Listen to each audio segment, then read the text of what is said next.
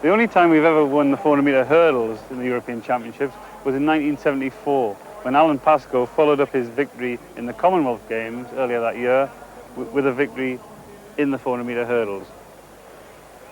The final of the 400 metres hurdles, and Pascoe has been injured, run only 4 400 metre hurdles races before he came here, has not gone off too quickly, but Nally's gone off very fast on the inside. Now Pascoe's accelerating into the back straight, but it's the lean, hard Frenchman just out of the shot who's leading right on the inside. He's right up on Pascoe, and Pascoe's now beginning to accelerate.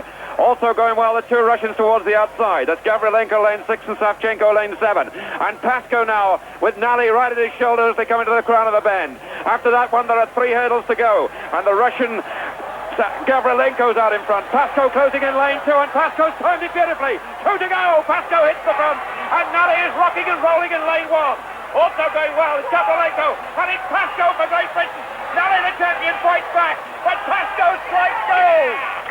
The silver goes to Nally, and Gavrilenko takes the bronze.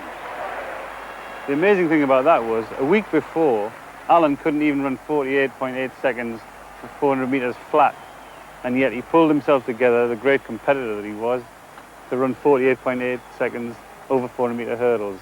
And to me, that proves how difficult athletics can be and how great competitors and great champions can overcome adversity.